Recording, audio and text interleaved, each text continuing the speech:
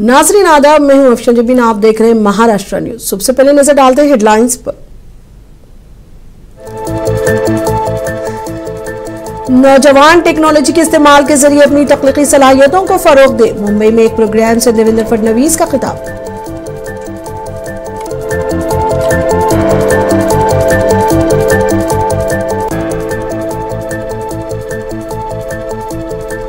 ये सियासत का नहीं बल्कि किसानों की मदद करने का वक्त है। नायब वजीर आला एकनाथ शिंदे ने कहा, हुकूमत ने अपनी मदद का वादा किया पूरा।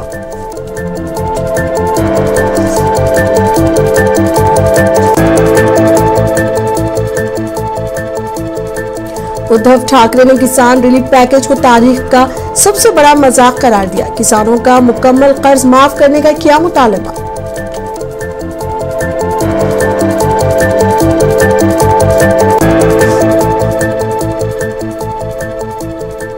कांग्रेस के रियासती सदर हर्षवर्धन ने कहा कि महाराष्ट्र में अमन और अमान मुकम्मल तौर पर तबाह हो चुका है। कल्याण में किया एहतजाजी मुजाहिरा।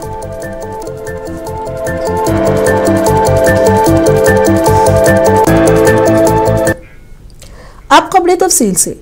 महाराष्ट्र के वजीर आला देवेंद्र फडणवीस का कहना है कि नौजवानों को चाहिए कि वो टेक्नोलॉजी के इस्तेमाल के जरिए अपनी तख्लीकी सलाहियतों को फरोग दें।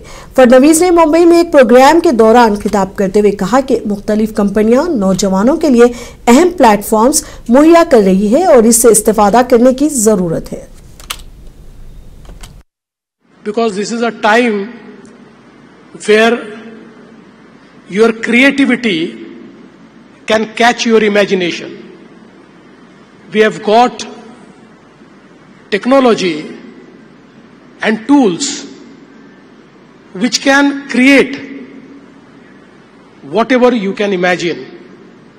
And I think in the festival like Dreams Unlocked, you get a platform where you actually create your dreams.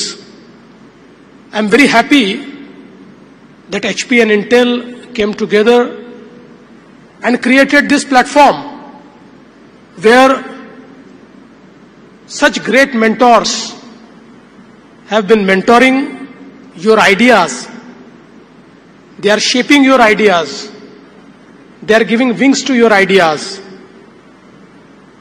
Just look at the mentors from Ayushman Khurrana to Kailash Satyarthi, from creativity to humanity, such a wide span. Whatever you want to create, there is somebody to shape it. There is somebody to tell you which way to go. Maharashtra के नायब वजीर आला एकनाथ शिंदे ने कहा कि उन्होंने Dussehra rally में वादा किया था कि वो रियासत के किसानों की दिवाली को स्याह नहीं होने देंगे। उन्होंने कहा, सैलाब से मुतासिरा इलाकों में किसान और आम लोग परेशान हैं। किसानों की आंखों में आंसू हैं और यही वजह है कि रियासती हुकूमत ने किसानों के लिए 32,000 करोड़ रुपए के पैकेज को मंजूरी दी है। शिंदे ने कहा कि ये वक्त सियासत का नहीं है बल्कि किसानों की मदद करने का वक्त है। मैंने दशहरे के रैली में कहा था कि किसानों पे आया हुआ संकट जो है बाढ़ का, पूर्ण परिस्थिति जहाँ जहाँ है वहाँ के किसानों के आंखों में आंसू है और उनकी दिवाली काली नहीं होने देंगे।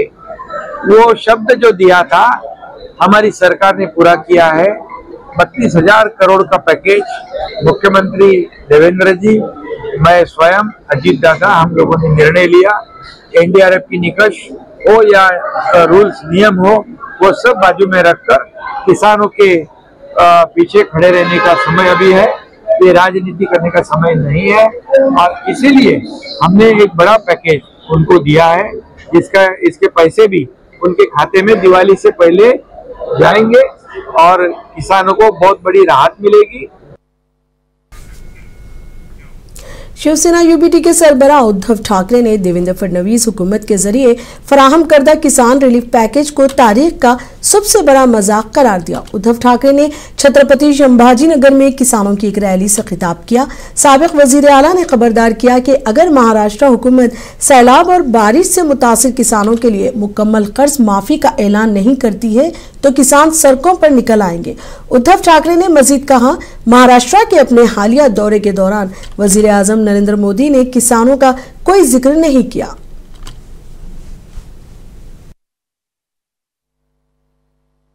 जितने भी शेतकरी है हमारे मराठवाड़ा के, स्पेशली महाराष्ट्र के साथ साथ, उन सब की फसल बह गई है, टूट गई है। यहाँ तक कि फसल के साथ साथ जमीन भी बह गई है।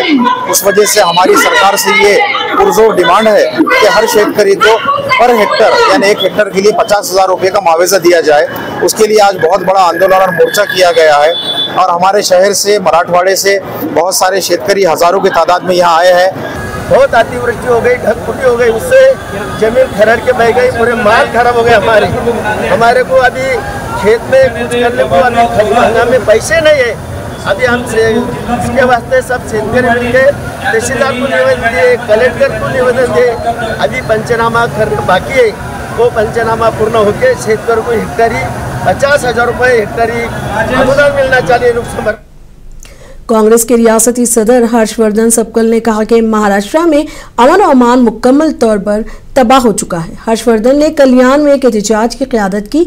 हर्षवर्धन ने पार्टी के सीनियर लीडर मामा पगारे की तस्दीक करने का बीजेपी पर इल्जाम लगाया। हालांकि पुलिस ने इस मामले में एक FIR दर्ज की है। ताहम कांग्रेस का मुतालबा है कि मुलजिमीन के खिलाफ SC/ST एक्ट के तहत भी मुकदमा दर्ज किया जाए।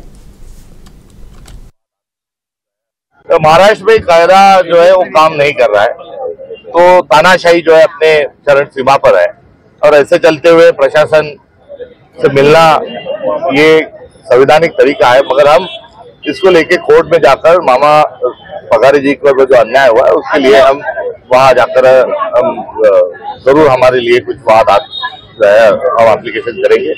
आज मामा पगारे पिछले 50 साल से कांग्रेस पार्टी के भीतर काम करने वाले कार्यकर्ता है, बहुत ही निहायती शरीफ कार्यकर्ता है। उनके साथ कांग्रेस पार्टी है और आज उन पर जो हमला हुआ है उन पर हमला नहीं, तो संविधान पर हुआ हमला है। उनका हमला, उन पर हुआ हमला और चीफ जस्टिस भूषण गवई जी पे हुआ हमला, इन दोनों घटनाओं में बहुत बड़ा साम्य है। मुंबई एनसीबी के साबिक जोनल डायरेक्टर समीर वानखेड़े ने रेड चिल्लीज एंटरटेनमेंट और नेटफ्लिक्स के खिलाफ दायर करदा हत्या इज्जत के केस के बारे में बात करते हुए कहा कि उनके खानदान को पाकिस्तान, मुत्तहिदा अरब इमारात और बांग्लादेश से नफरत अंगेज पैगामात मौसूल हो रहे हैं। उन्होंने मजीद कहा कि हमने पुलिस को बाकायदगी से धमकियों के बारे में आगाह किया है। वानखेड़े ने यह भी कहा कि उन्होंने मुकदमा दर्ज कराया क्योंकि ये उनकी इज्जत नफ्स, जाती वक़ार और इज्जत के बारे में था।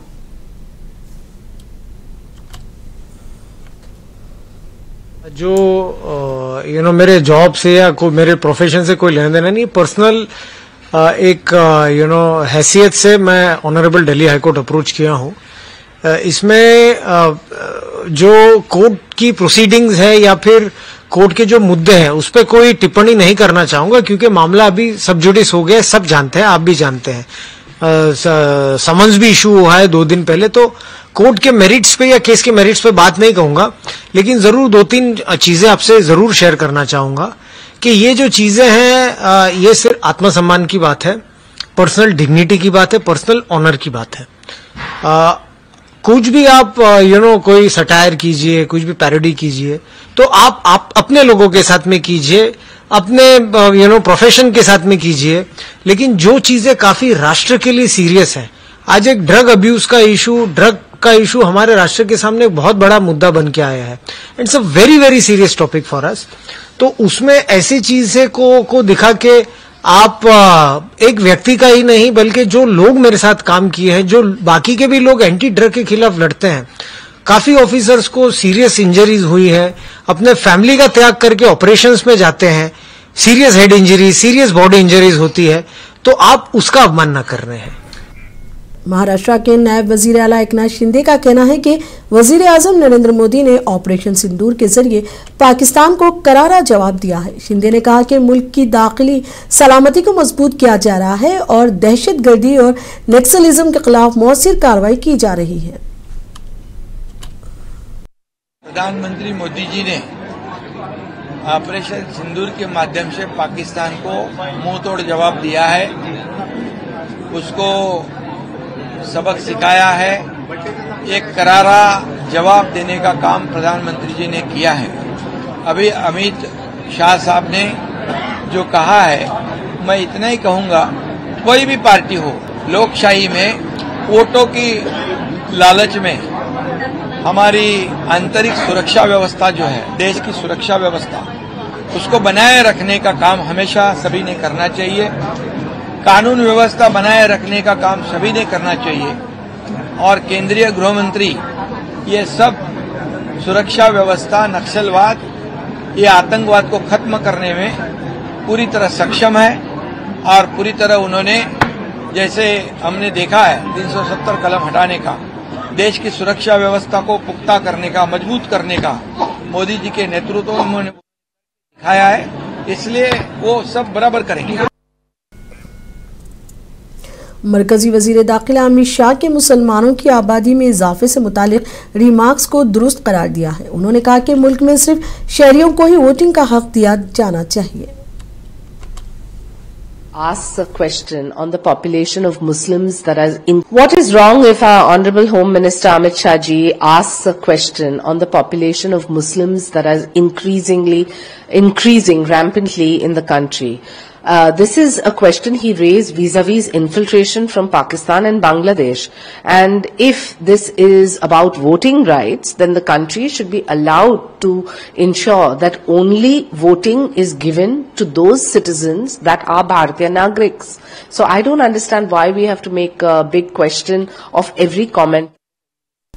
कांग्रेस लीडर विजय वडेट्टीवार ने मरकजी वजीर दाखिला अमित शाह के बयान पर शदीद रद्द-ए-अमल का इजहार किया है। उन्होंने पूछा है कि गुज़िश्ता एक दहाई के दौरान मरकजी हुकूमत क्या कर रही थी। उन्होंने कहा कि सिर्फ इलेक्शन के मौके पर बीजेपी ऐसे मौज़ूआत को उठाती है।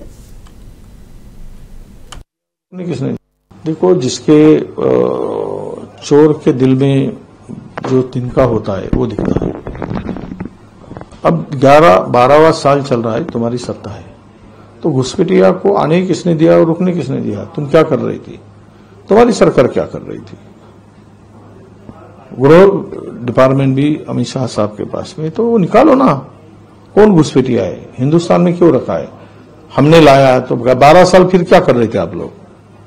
आपकी पार्टी क्या कर रही थी? कैडर बेस्ड पार्टी क्या उसका रिजल्ट क्यों नहीं आया?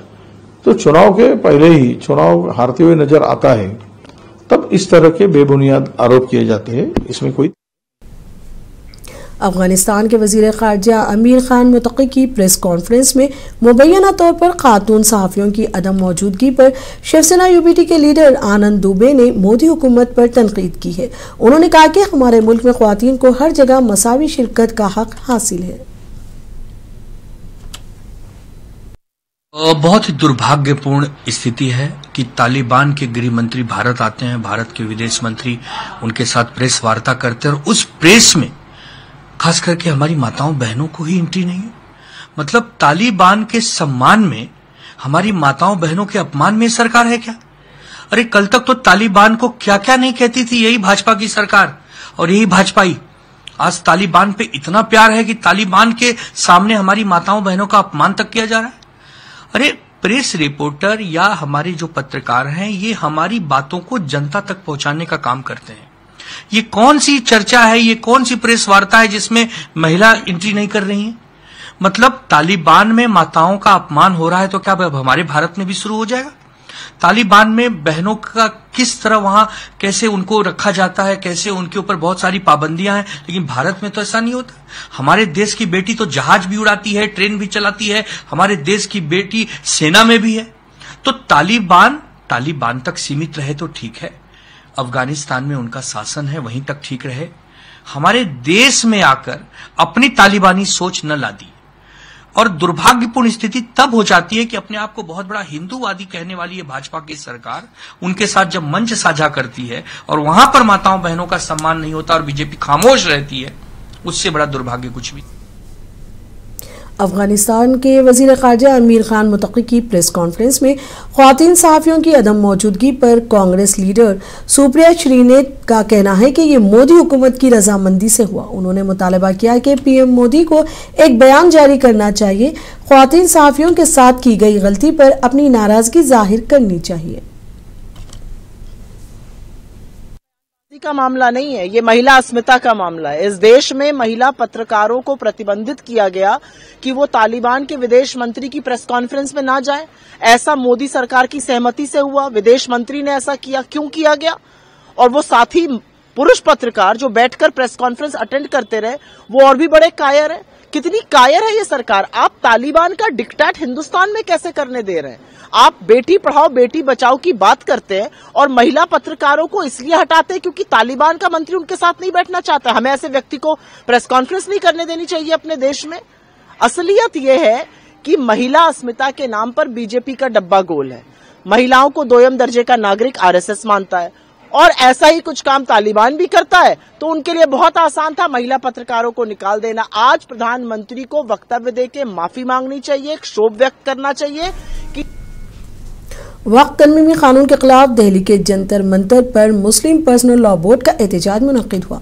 बोर्ड के सदर मौलाना खालिद सैफुल्लाह रहमानी, रुकन पार्लिमान असदुद्दीन अवैसी, जमात इस्लामी हिंद के सरबराह सैयद सादतुल्लाह हुसैनी, साबिक एमपी मौलाना उबैदुल्लाह खान आजमी, मारूफ इंसानी हुकूक कारकुन डॉक्टर जानदयाल व दिगर अहम शख्सियतों ने इस एहतजाजी मुजाहिरे में हिस्सा लिया।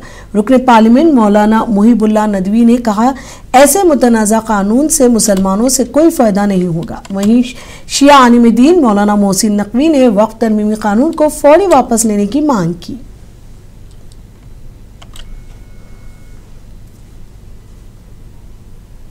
अफगानिस्तान के वजीर खारजा अमीर खान मुतकी के दारुल उलूम देवबंद के दौरे पर जामियतुल उलमा हिंद के सदर मौलाना राशिद मदनी ने कहा कि दुनिया में कहीं भी हमारी मजहबी तालीमात में कोई फर्क नहीं है। दुनिया में जहाँ कहीं मदरसा है वहाँ एक साथ तालीम दी जाती है। बंदिश लगाई है, उसके कुछ मशवरत कुछ राय हमसे कोई बात ही नहीं हुई इस मसले के ऊपर। आपने कुछ राय नहीं? उन्होंने पूछा था हम, आप अगर हमें याद दिला देते हम ये भी बात कर देते। और मौलाना से देवबंद जो हिंदुस्तान का है और पाकिस्तान के देवबंद में कुछ फर्क है क्या? कोई फर्क नहीं, देवबंद में नहीं। हमारा जो मसलक है मजहबी जिसके ऊपर हम चलते हैं उसमें कोई फर्क नहीं है, न यहाँ न बांग्लादेश में न पाकिस्तान में न अमेरिका में न स्विट्जरलैंड में। जहाँ मदरसे हैं एक ही तरह के मदरसे हैं, एक ही मसलक है उनका। जानना चाह रहे हैं कि आपसे मुलाकात हुई है, महिलाओं के ऊपर जो अफगानिस्तान का विचार है उस पर आप कितना सहमत हैं? मैं ये समझता हूँ कि ये गलत है। मुझसे आज लोगों ने बताया कि ये गलत है। ये एक इत्तेफाक की बात है कि उसमें मर्द थे औरतें नहीं थे, उन्होंने मना नहीं किया था औरतों के आगे। ये गलत है, ये प्रोपेगेंडा है। AIMIM के सरबराह असदुद्दीन अवैसी ने आई लव मोहम्मद तनाज़े और बरेली तशद्दुद पर ANI को एक इंटरव्यू के हमारे लिए दुनिया की सबसे कीमती चीज़ पैगंबर इस्लाम से मोहब्बत है। ये हमारे वालिदीन, हमारी दौलत, हमारे बच्चों से ज़्यादा कीमती है। ये हमारे ईमान का हिस्सा है। अब अगर कोई इसका इजहार कर रहा है तो इसमें क्या हर्ज है? असद अवैसी ने कहा कि अगर कोई तशद्दुद का सहारा लेता है तो ये काबिल मजम्मत है। वहां पे वायलेंस नहीं हुआ। प्रोटेस्ट का कॉल मौलाना तौकीर रजा साहब दिए, वहां लाठीचार्ज हो गया। परमिशन नहीं मिली उनको, उनको बोले जाकर दो, बाद में लाठीचार्ज हो गया। अब उनको अरेस्ट भी कर लिया। आप अगर मैं एक पोस्टर उठा रहा हूं जिसमें मेरा फेथ है और भारत के संविधान में आर्टिकल 25 फ्रीडम ऑफ रिलीजन है, उस पोस्टर में कोई वायलेंस का नहीं है प्रमोशन, ना कोई प्रोवोकेशन है। किसी ने उठाया महादेव से हम मोहब्बत करें, भाई करो भाई। 98% इस देश में लोग रिलीजियस हैं। यही तो खूबसूरती है इस देश की। जो नहीं मानता किसी को उसको भी हम सेलिब्रेट करते। मगर पोस्टर कैसे खतरा बन गया? आपको याद होगा 2018 में नरेंद्र मोदी ने केरल के एक आर्टिस्ट का पोस्टर प्रमोट किया था, हनुमान का पोस्टर था। मोदी ने प्रमोट किया, किसी ने एतराज नहीं किया। हम आज भी नहीं कर रहे हैं भाई, वो आप प्रमोट करेंगे। और ये मुसलमानों के लिए देखिए, समझने की बात यह है कि हमारे लिए दुनिया में सबसे कीमती चीज प्रॉफेट मोहम्मद सल्लल्लाहु अलैहि वसल्लम से मोहब्बत है। सबसे कीमती चीज है हमारे माँ बाप, हमारी दौलत, हमारी औलाद से बढ़ के हमारा फेथ का हिस्सा है। अब कोई इजहार कर रहा है तो उसमें गड़बड़ क्या हुई? वायलेंस अगर वो करे तो कंडेमनेबल है। तो अब आपसे पूछ के मुझे मोहब्बत का इजहार करना पड़ेगा। और आखिरी बात, लव से क्यों नफरत है बीजेपी को? लव से तो मोहब्बत होनी चाहिए ना। आपको याद होगा मुगल आजम का वो गाना, वो हम तो कभी याद आ रहा है क्या है, जिंदाबाद जिंदाबाद मोहब्बत जिंदाबाद। इसे बिठा के सुनाना पड़ेगा इन लोगों को। भाई देखो, तो मोहब्बत से, इन लोगों को मोहब्बत से नफरत क्यों है? मोहब्बत से तो भाई, अरे इसमें सोने की कीमतों में लगातार इजाफा हो रहा है। इंडिया ज्वेलर्स एसोसिएशन के नेशनल सेक्रेटरी सुरेंद्र मेहता का कहना है कि सोने की कीमतों में इजाफे की मुख्तलिफ वजूहात हैं। उन्होंने कहा कि अमेरिका के माशी हालात, रूस यूक्रेन जंग समेत दीगर वजूहात से सोने के दाम बढ़ रहे हैं।